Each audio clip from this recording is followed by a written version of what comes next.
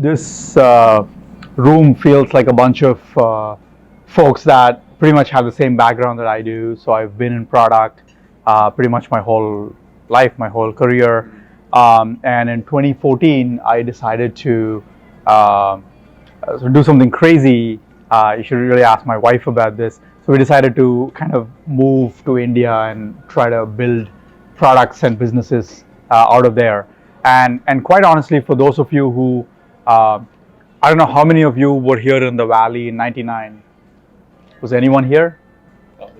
Okay, 4 of you. So the 98, 99 was sort of where the internet got really real in the Valley, right? And imagine if you were here in '99 and you saw sort of the internet grow from from V1.0 to 2.0 to 3.0, and then you go to another country and you see exactly that happen, but in very different ways, right? So I feel like I got to see that here in the Valley, but then see it again happen, but with a very different set of fundamentals, right? And so I got to sort of build a bunch of products here, and the first thing you do is you build on iOS, and you think about Android in your second year if your app is around. And the first thing that shifts is if you are based in Indonesia or India or China, essentially 90% of your customers are on Android. So you are Android first. I don't even know if that's a word. But in the US, I was so used to 3 months before we launched, going and meeting Apple and showing whatever we had built at Yahoo. So we had a very deep partnership at Yahoo with Apple, and they would feature us at launch, and that would get you your first 100,000 users. And then you would kind of build on the Apple partnership to get to the first 1,000,000 users. And then your second year, you would wake up and sort of say, okay, I guess there's human beings outside of the Silicon Valley and the US, and I have to build an Android app. And it's kind of insane when your iOS app gets you 2% of your user base or 3% of your user base, and about 97% of your user base is Android. So that's sort of my background. And then more recently, I was at Facebook building out the Messenger platform, which was very inspired by what WeChat did in China and some of the other messaging apps in Asia as well. Cool, thank you. What do you think? What do you think this crowd? I mean, you've had a chance to network with some folks, and a lot of product folks here. I mean, what do they need to know about? Kind of what's the crazy stuff happening in India, Southeast Asia, even in China? I mean, what are some of the stories you can share? Well, for those of you who don't know, can you just take a guess how many unicorns were created in China last year? Last year, this 2018. 20. How many new unicorns? 20. 20. Any guesses? 100 unicorns. So just in last year alone, 100 companies got to $1 billion valuation just in China. And this is not including Indonesia, this is not including India. So India went from, I think, about 8 unicorns to about 26 unicorns last year. And I think Indonesia had 6 new unicorns. And then there's a few that are really successful in Philippines.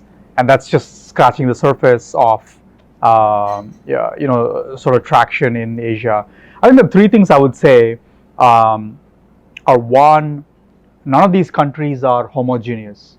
So the time I spent in India, it's almost like working with 22 different countries in one country, right? They speak different languages, they don't even like each other, they have rarely traveled from one state to the other.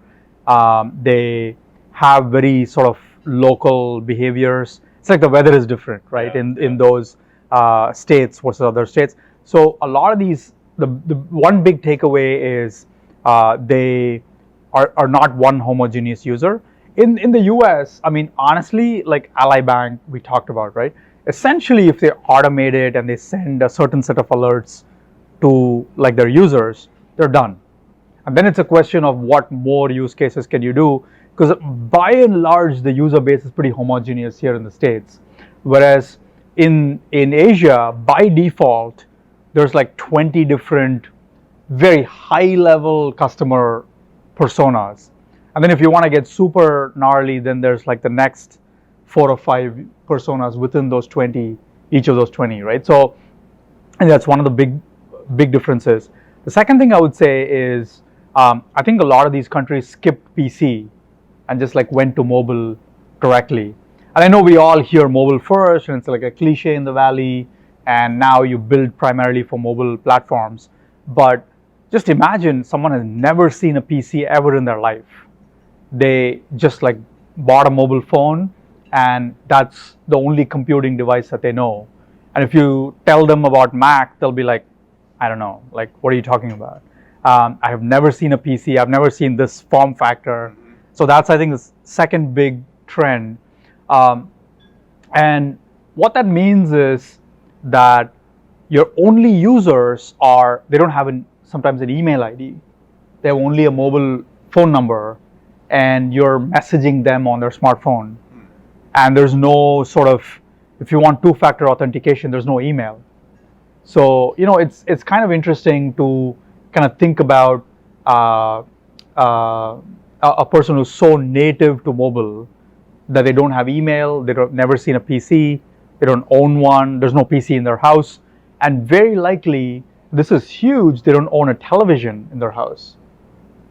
So in India, for instance, there's about 350 million smartphones and about 150 million televisions. And so for a lot of people, this is not only their first screen, but it's their only screen. So, you know, if you, a lot of you might have heard of Netflix moving to India and Amazon Prime moving to India. There's this company called Hotstar that has 350 million monthly users, and about 1% of them is a subscriber, and they're basically giving Netflix and Amazon a run for their money in India, and they're only in one market. They don't exist in any other country, but they basically have like 200 to 300 million monthly users, and so they don't have TVs as well. And so the third thing I would say is languages. So while you can take, so like Facebook has 2 apps where India is the #1 market, right? WhatsApp and Facebook. And that's because there's like just hundreds of millions of English speaking Indians. And so you can take a service that's built for the US and land it in many countries in Asia, and it'll largely work out of the box. You can maybe tweak this a little bit, but largely they're English speaking, they understand the American way of doing things.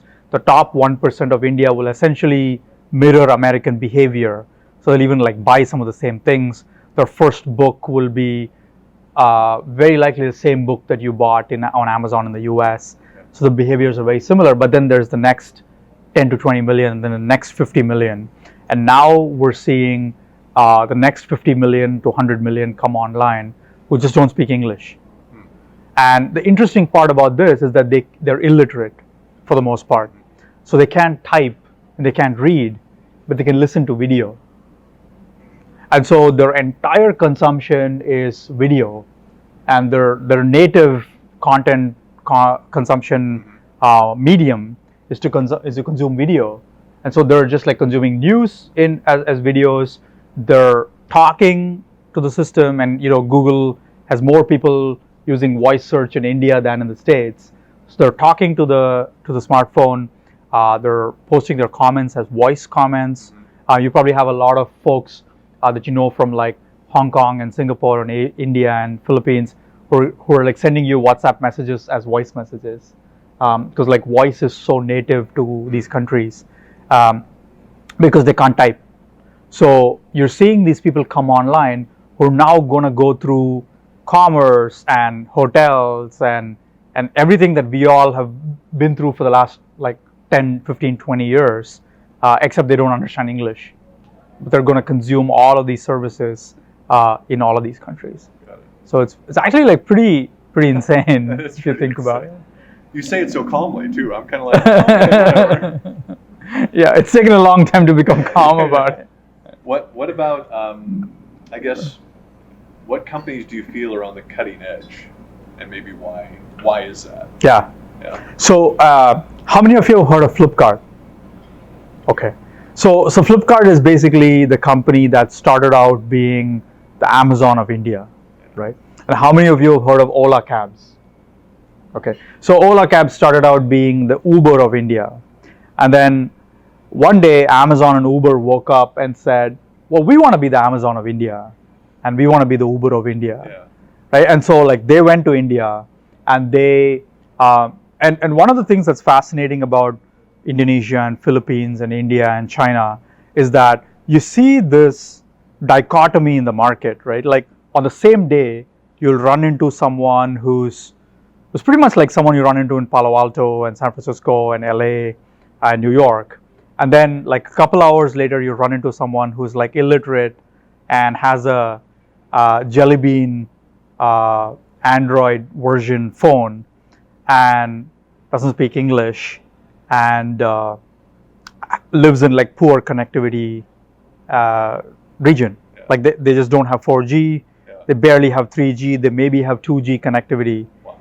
And then like on the same day, you'll like come back in the evening and like talk to like someone who is similar to someone who lives in New York. Yeah. So the dichotomy is like super striking, and that reflects the companies in India as well, right? So 1.0 of companies in a lot of these countries reflected American consumption experiences, right? So if you look at like the home screen and the products on the home screen and the product description page of like an e-commerce app in India, 1.0, it would be very similar to Amazon, right? You'd see some of the same products, you'd see some of the same prices, you'd see the same, like if you're used to looking at price in a certain part of the screen, you'd see the price in the same part of the screen in the Indian app as well, right? So they wanted to be the Amazon and the Uber of India. And by and large, like those companies have done well, but their opportunity is kind of capped because Amazon and Uber are now in India, and it's one of the largest markets for all of these companies. Okay. But then you had 2.0, and Oyo is like a great example of 2.0, which is, you know, if you're a business traveler in India, how do you find like decent hotels close to where you want to do business, right? Like there are a couple of chains, but if you're a business traveler and you're like trying to save money, you're probably in the room for like 6 hours. You don't want to pay like $200 for a room in the Hilton or the equivalent of Hilton in India, like an Oberoi or Trident or one of these hotels. And so Oyo sort of solved that problem, which is anywhere in the country, they would make the supply consistent. So like there'd be like clean towels, the bathroom would be clean, the sheets would be fresh, there'd be like a lobby, you know, they'd accept credit cards, which as crazy as it sounds, like a lot of hotels in India don't accept credit cards because they don't want to pay the taxes on it. So they'd like offer this consistency of supply so that if you went to like a third tier town in India for like 2 days, you could get an Oyo in that town.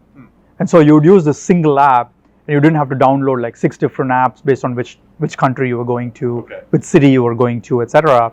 And one of the biggest sort of trends is that Oyo is actually growing faster in China than they're growing in India, which is like bizarre. Like think about this, right? An Indian company that got started 5 years ago is the fastest growing hotel chain in China compared to every American hotel chain and every Chinese hotel chain and every other kind of hospitality chain in the world. So like I think it just like opens up these insane possibilities. And obviously like I had like all this emotional connect with like a consumer in India and in China, but just like purely like non-emotionally, if someone told you that you could invest in a company that's going to be as big as Hilton or Marriott in 5 years, like first of all, I wouldn't believe them. Like second of all, I wouldn't believe that it would be a tech company that would become this company, right? So I think it's kind of you almost like take some of the American rules and you apply them, and that applies to some base of the customer, some customer base in India. You take like rules in China and you apply them in India, because there is an aging population. There's a lot of pollution in India.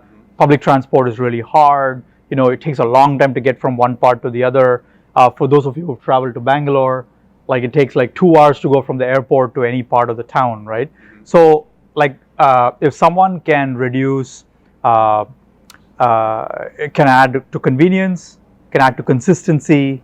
That's a huge value add in, if you leave a major town in a country like Indonesia or India or China or Singapore, and have that consistency in a tier 2, tier 3 city. That's actually huge. So that's sort of the second level of startup, sort of V2.0 of companies. And now there's maybe like 10 of those companies that are $1 billion companies. And then the third tier is where the consumers don't speak English on those apps. I don't know if you folks have heard of a company called ShareChat.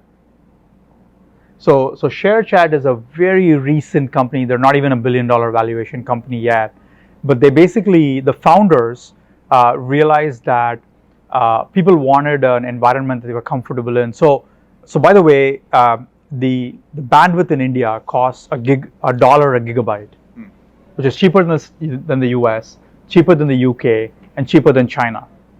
So all these new consumers are coming in at this kind of really low access cost. And they're saying, I don't understand English, but I'm online. What do I do now? And so there are these services that are being built that are like 3.0 companies that are going from like 0 to 100 million users. And if you think Oyo took 5 years, like ShareChat took like a year to go to 50 million users. And so as a company sitting over here, there's like two ways to think about it, right? One is, how can it's almost like a petri dish lab environment of like new users coming online. How do they behave? Like, what can I learn from that? What are models that are working? The other is, if I'm a global business and I truly want to think global, like think of the LTV of acquiring a customer in one of these countries. Like, they're not going anywhere. They're going to be your customer for like the next 10 years. And by the way, they're just getting started. Their disposable income is going up. And so I think there's opportunity to think of like one or the other or both in terms of these, like how this is inspiring. And the one anecdotal thing I'll say is that, like, I've lived in the Valley for a number of years, minus the few years that we spent in India. And every founder that I know who was based in Indonesia or Philippines or Singapore or India used to come to the Valley like once or twice a year. And this was their annual pilgrimage where they would like come and meet like Google and Facebook and Apple and all these Valley companies and learn how to do things, right? Learn how it gets done. Well, nobody comes to the Valley anymore. Everyone goes to China. And all of these companies, they now go to Beijing, they now go to Shanghai, they now go to Shenzhen, and they learn how WeChat does business. They understand how a small business operates in China. They understand how consumers operate on their mobile phone. They try to get fake users on farms. Like, it's all part of the trip, right? But basically, I think the center of gravity is like really shifting or starting to shift, right? And so, investors are moving over there. There are all these like China-focused funds that are doing. If you guys look at the Forbes Midas list this year, right? The top 10, 5 of them are like Chinese investors. Their primary deal that got them on the list is not based in the States. So it's almost a little bit kind of unnerving for people in this room and all of us who sort of could have been anywhere in the world and said we're going to be in Silicon Valley. It's a little bit unnerving and scary to think that the center of the universe might be shifting. Yeah, absolutely. Cool. I know that we're all about the data, right? Isn't everybody, right? I'm sure everybody's looked at some graphs today even. What about metrics? What are some of these companies looking at, paying attention to, that may be either similar or different than what a lot of us in this room are? So. Yeah, I think one of the things that a lot of these companies struggle with is actually the job that so many people in this room do, which is someone to run product, right? But that role is much like here in the Valley, like it's evolving. Like what is that responsibility and what is that role? And I would say, like I can talk about like 2 or 3 different stories. Like one story that I remember, I was chatting about Messenger with a bunch of folks in the room. One of the things that we did is when I started working on the Messenger platform, we sort of said, the metric that we're going to focus on is two-way sends, right? And this is like a strange metric. Like we didn't focus on DAUs, MAUs, daily engagement, time spent, which is like what we all talk about, right? So the metric that we looked at was, let's count the number of times that a person messaged a business with any message, and then the business messaged back. We count that as one thread, right? And let's count the number of threads where two people messaged each other and got a response. So it's not spammy. Yeah. Because if we only counted all the threads to a business, then a big chunk of them might be spammy threads. So I think there's like a huge shift, largely led by sort of this global growth from vanity metrics to like what is a leading indicator of your business.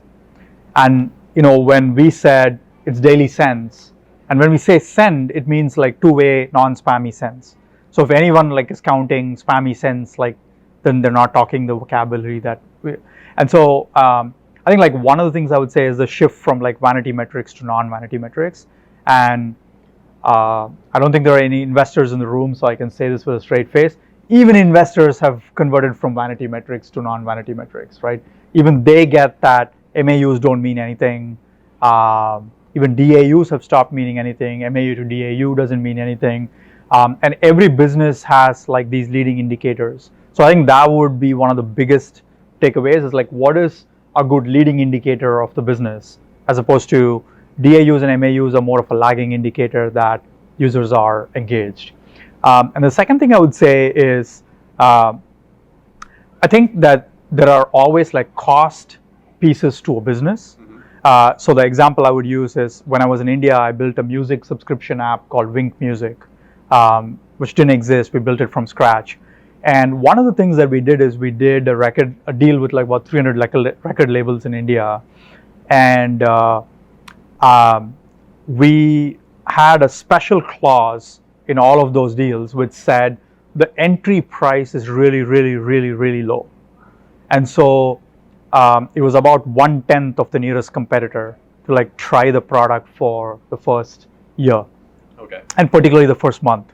And so for us, it was super important to quote unquote activate the user in the first 30 days and keep them for the first year, because our like entry price was 29 rupees a month as opposed to 300 rupees a month for the nearest competitor. And so we started measuring song plays as the North Star metric. And so every product feature that we launched revolved around song plays. So we didn't look at DAUs, MAUs, time spent, all of which are very healthy metrics, but we just looked at like once the person showed up, what was the number of song plays? Because we had to go back to the record labels and say, look, the business model that we have that it's so unique is driving differential adoption. And so long story short, over an 18-month period, we were able to prove that as a result of the right programming and the right pricing, we got people to move from illegal music consumption to this legal music consumption because the price point was so low. And what our thesis was that at the end of the day, people are super lazy. So if you give them a really compelling option at a really low price point, they'll actually move from illegal music consumption to legal music consumption, not because their heart's in the right place, but they're lazy. And so so I would say, it's good to like take into account the whole business when you figure out your true north metric. And the third story I would say, like we talked about the Messenger story, the Wink Music app story. The Snapdeal story I would say is when I was very new in the company, we would have category managers celebrate the growth of every category, right? So they would sort of launch a new. E-commerce. It's an e-commerce marketplace. It's it's like asset light, truly open marketplace for physical goods. So we would actually like ship actual stuff to you as opposed to music, which is digital, right? So in this case, our category managers, when I joined, would like launch a new subcategory and then like celebrate the growth of orders, and which is great, right? Like if you launch a new category and the orders start to grow, that's obviously a really good thing. But then one thing we would realize is, the specific example I remember is we launched FMCG goods. So we had like lentils and spices and all the stuff in India that you could order off a e-commerce portal, an app. And the category managers like celebrated this launch. They were from 0 to like 1,000 orders a day in like maybe 3-4 weeks. It was like pretty amazing, right? Like if you didn't have this category and you were now like one of the leading providers of this category. And one of the things we realized was about 90% of those were coming from one zip code, right? And so what we realized was every citizen in that tiny little tier 3 town was opening up a shop outside their house, and they ordered fresh lentils from Snapdeal at a 70% discount and pumped up like 50% margins, and were selling it outside their house. And whatever they couldn't sell in 7 days, they were returning back to us. And of course, our category people were so focused on like believing what they wanted to. It's just like what they wanted to see as opposed to what was the truth, right? Yeah. And what we realized was the metric that mattered to us was daily orders minus returns. Yeah. And I don't know like how many of you are in e-commerce who track daily orders minus cancellations, minus returns, right? And we realized that about 85% of these orders were returned. And so all we said was, can we just see the report which shows after 7 days how many orders are still like not refunded? Mm-hmm. And it was 15%. And so this entire launch was a huge failure, except the narrative inside the company was like these guys were getting promoted, for crying out loud, right? They were like becoming like big senior leaders, and they were bringing this into other categories because now their mandate was becoming bigger.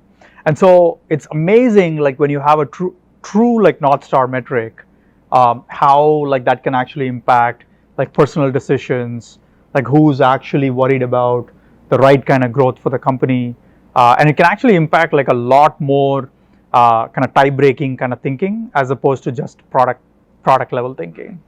So I would sort of say that's probably one of the hardest conversations to have within a growth stage startup, where first of all, you're able to instrument it, you're able to measure it.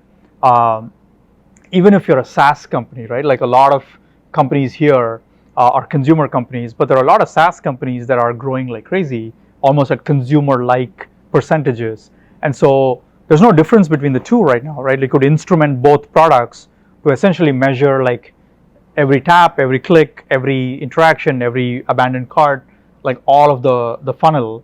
And therefore, the conversation about what is your true north metric and how to evolve it over time is probably one of the most complex and one of the most important conversations.